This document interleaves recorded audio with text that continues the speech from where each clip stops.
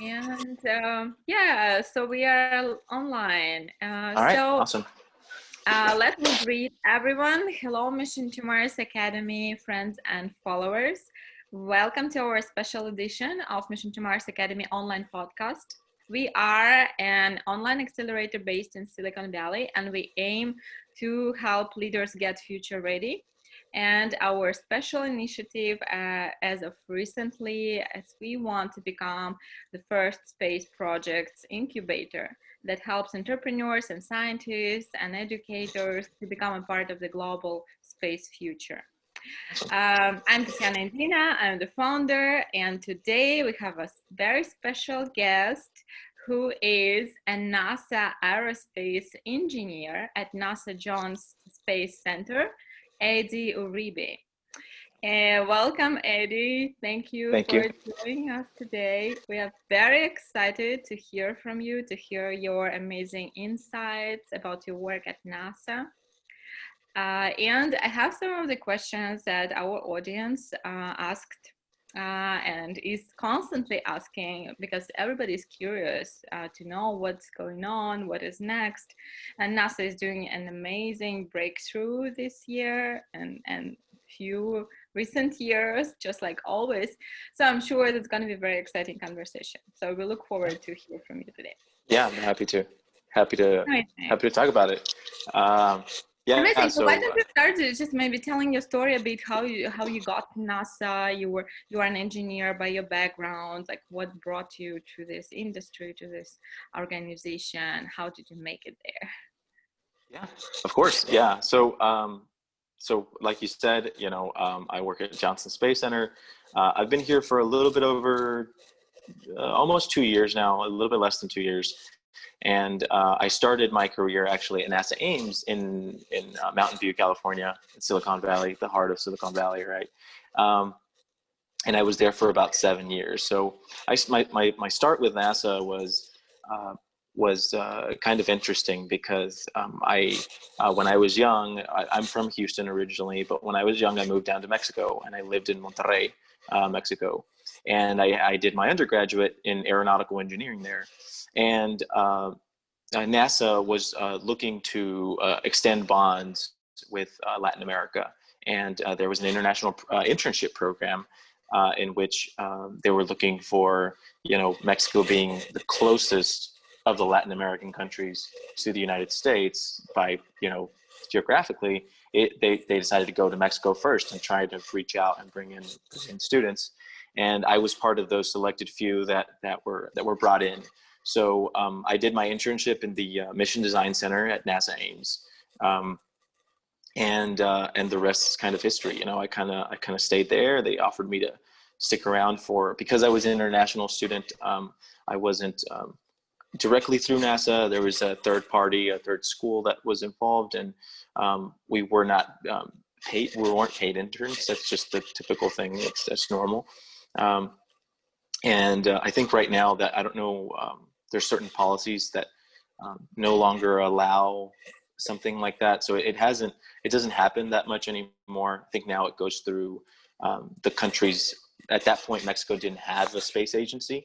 So it now goes through the space agency, and the space agency will have some sort of Space Act agreement with NASA, and that will allow the exchange of students. So each space agency is in charge of paying those students or contributing. Usually it's a stipend. It's not really a salary. It's more of a stipend just for, for room and board and things like those. And exciting. So you were one of those lucky guys who managed to break through. Very lucky. Yes. The glass ceiling, whatever it was. But do you think today it is possible for somebody who is, just like many of our followers, is located not in the United States, somebody who lives abroad in Mexico or in Russia or in Canada and wants to work at NASA? Do you think that there are opportunities for those guys? For example, a young engineer who just graduated from engineering school somewhere in Indonesia and wants to work at NASA, what would you recommend them? Right. It can be complicated. It usually, what would be the first thing to look at would be is there some sort of alliance with the country wherever you're from, with NASA, right? With that country's space agency and NASA, right? If there's been some sort of collaboration, right? That's a first start. So that's kind of like the first step to see if there's a possibility. The way it works now in Mexico, because I wasn't still in touch with them, and I I consider, we're a friend of the Mexican Space Agency, and I've worked with them before on several projects when I was at Ames, and they're still right now, they do like a yearly proposal where they have a call, and students, this is for undergraduate students, so they can apply and see if they can get in, right? And they have their own means to figure that out, right? So basically, there are ways where you still can apply, and with it's possible. It gets complicated with certain countries that may not have a space agency. I would say probably the easiest route there,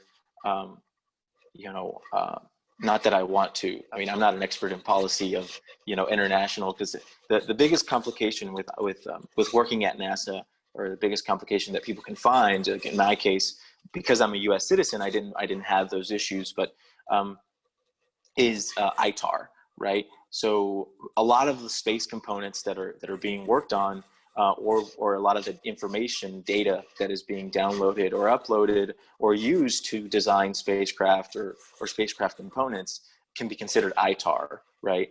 And that sometimes. Can you please explain the term, because maybe not everybody knows, right? So I don't remember the acronym off the top of my head, but basically, ITAR is, and I'm obviously not an expert in law or anything like this, so disclosure.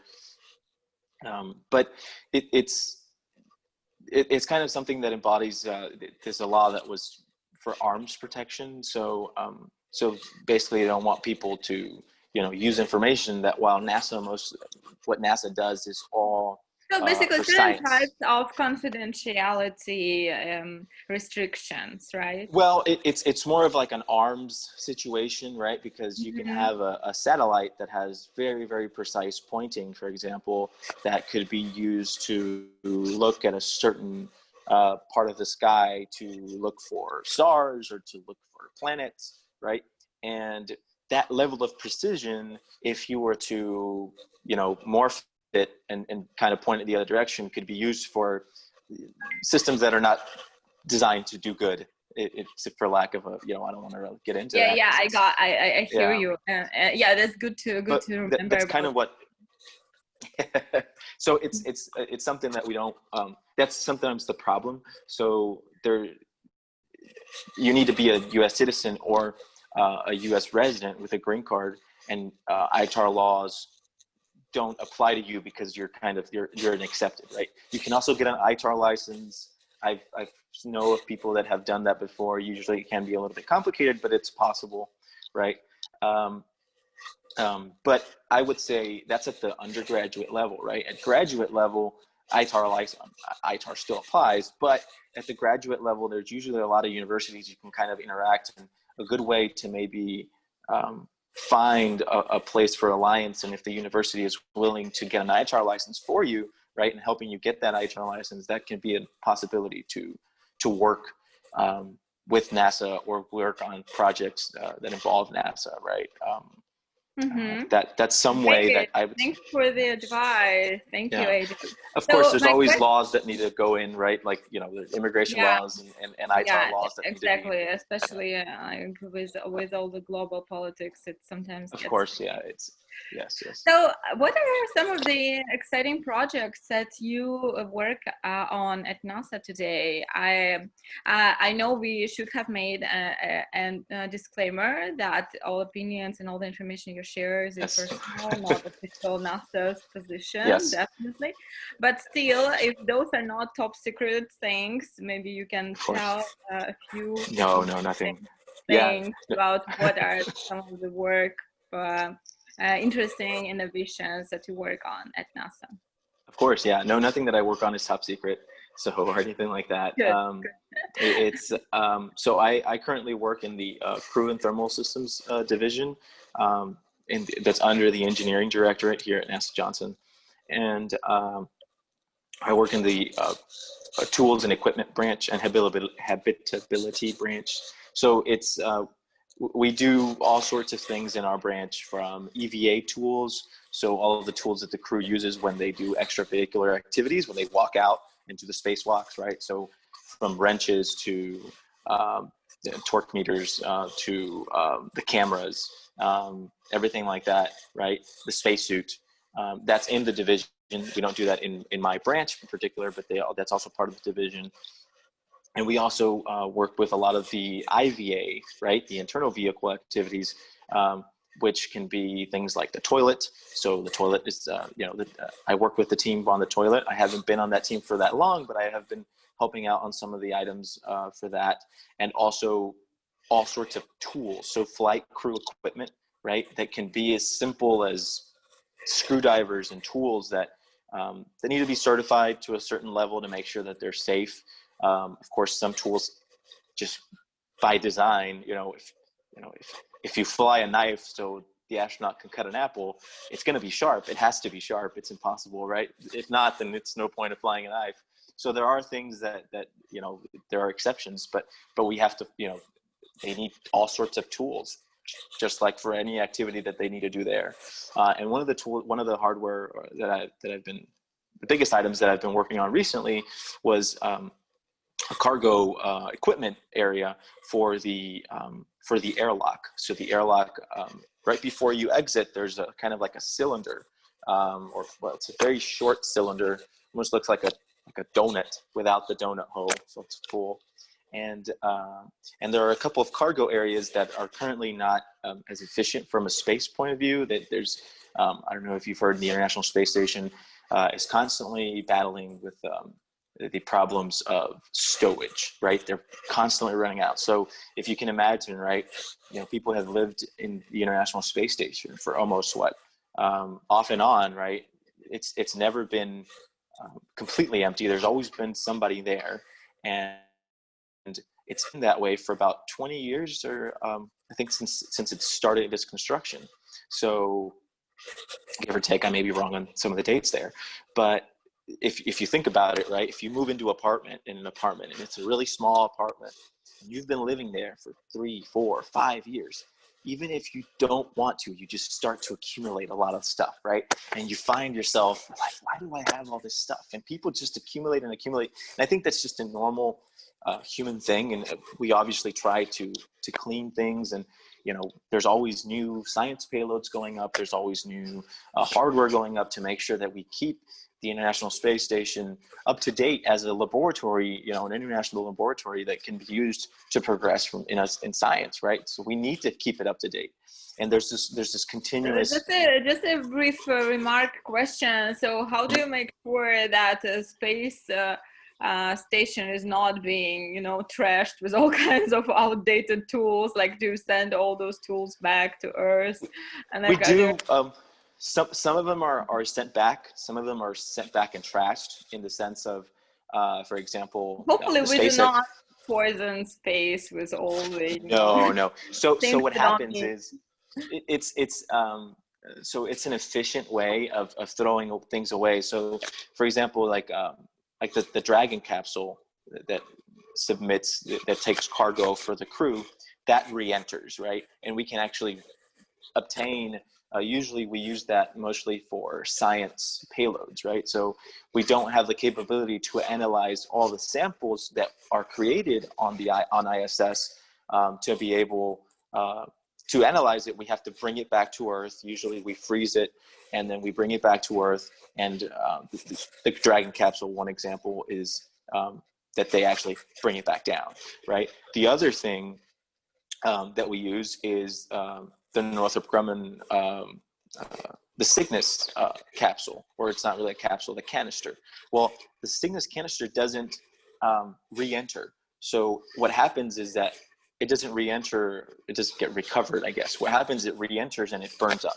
So when it starts to enter the atmosphere, because it starts to, it reaches hypersonic speeds, that it actually burns up and completely just turns into dust.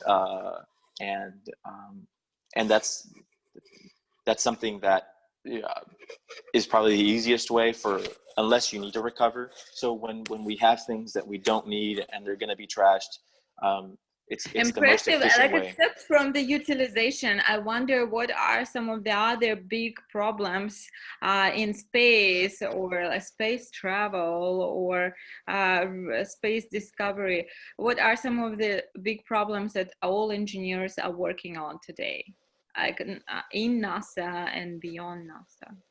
Right. Well, there's a lot of problems just from a day to day, right?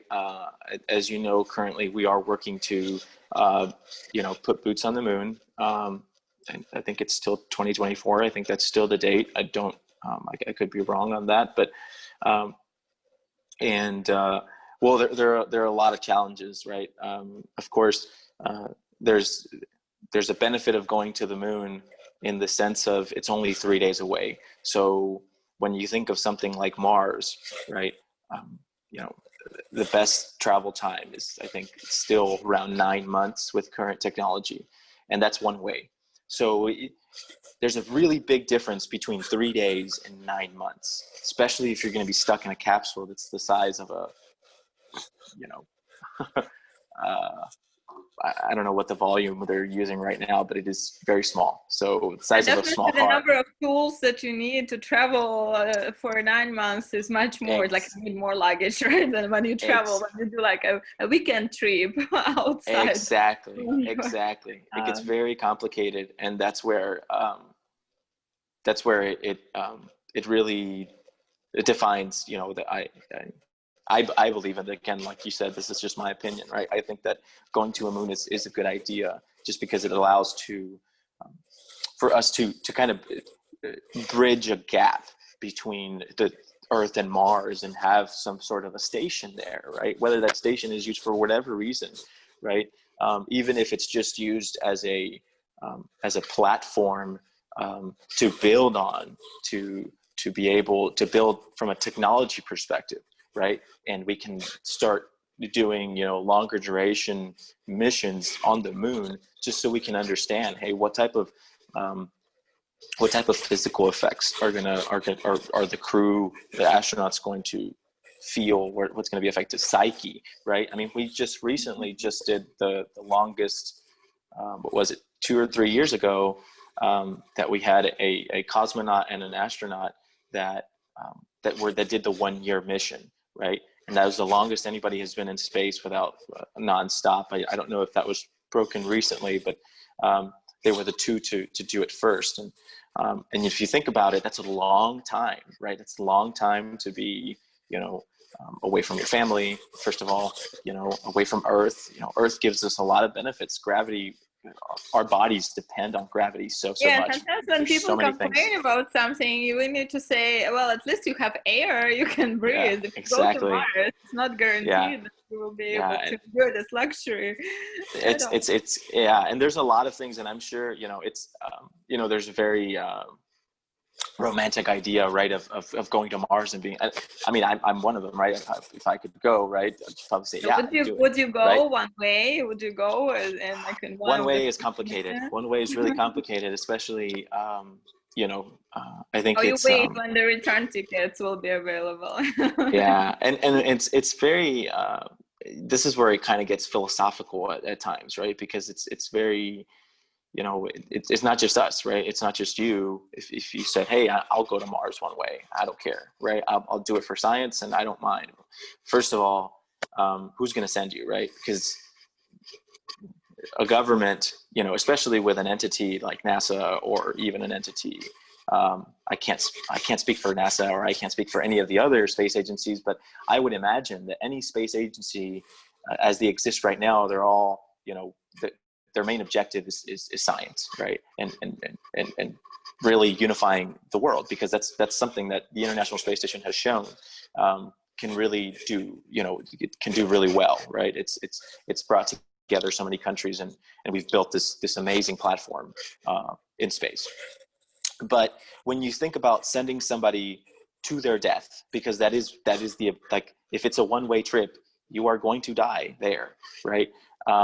It's really complicated for somebody to sign on, not just the person who's doing it, but the person who's sending you, right? That's really complicated in the sense of who's going to take the responsibility there, right? And of course, on the other side, it's like you're gonna leave your step in history. It's a legacy, you know. it's true. It's true. Many people sign up, as far as I know. It's not a one. I don't think it's just an easy one person decision, right? Because, you know, like, if I said, hey, I'm going to do it, right? Well, what about, you know, I mean, if you have a significant other, what about your significant other? What if you have children, right? Families who are completely consistent of space researchers, astronauts should go. There will be a family trip, you know. So everybody's on the same page. Yeah, it's complicated. I think I mean, it's nice to think about, but I think it would be difficult for a government to sign on to something like that. And like I always kind of say, you know, when people ask, well, why aren't we going to Mars, right? Don't we have the technology?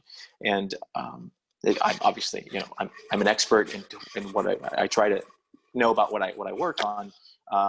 But you know, these missions, you have your ideas as an insider. Of course. What is the perspective on Mars mission? And these missions, right? Like it's impossible if you hear somebody like, I could go to Mars just for these are missions that require thousands of people, because it's, you know, you have people at all levels that really require their, I mean, even cleanliness. I mean, even if you think of, you know, people may sometimes, sadly, I think any job is honorable, but people sometimes just say, oh, well, you know, he just cleans. Well, there are cleanliness levels that people need to clean to specify and to maintain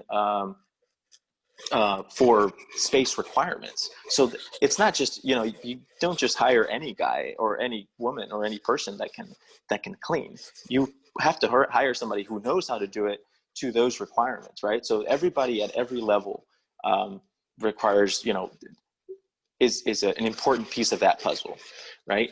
But what I would say is, why aren't we going, right? I think a lot of it has to do where I think we've shown that we can go to Mars. We've sent rovers that are the size of an SUV to Mars. We can do it, but returning is another story, right? And that's where it gets complicated. And like I said, I think it gets very difficult for a government to be able to actually sign on and say, yeah, we'll send you to your death. It, you know, whether you, yeah, you know, I hear you know, you.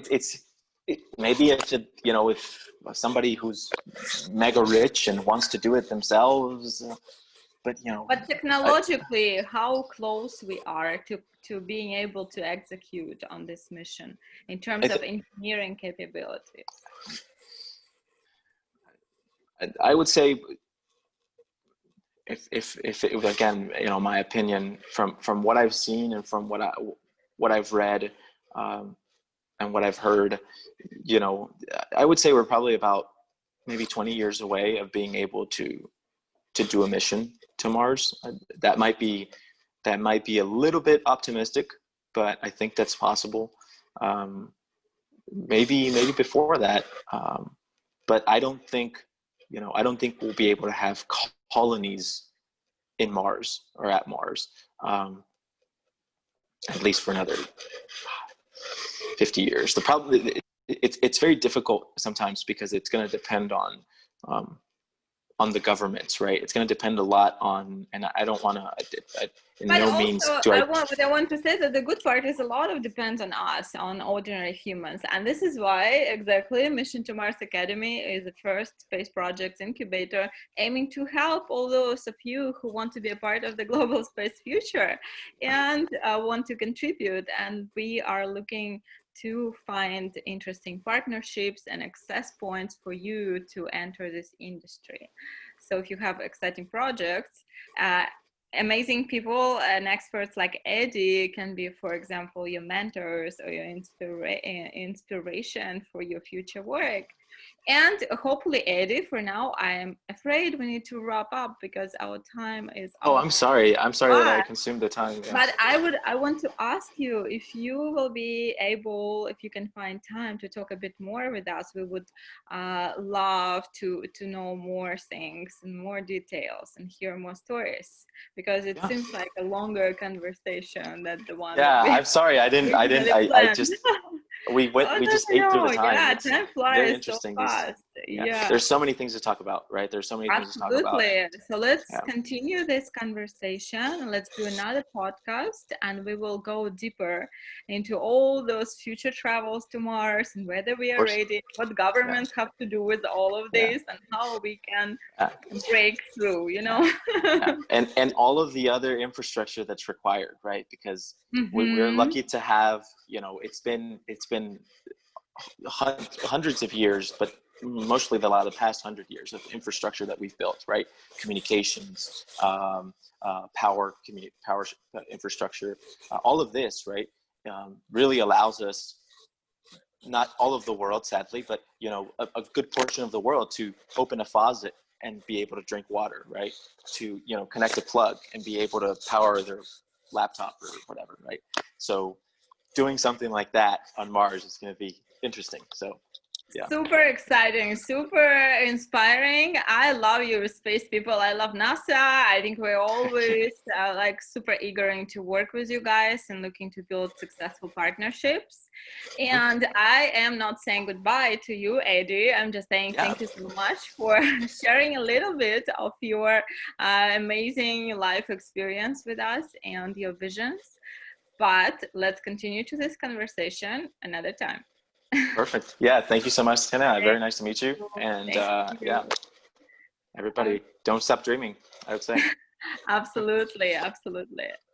Take care.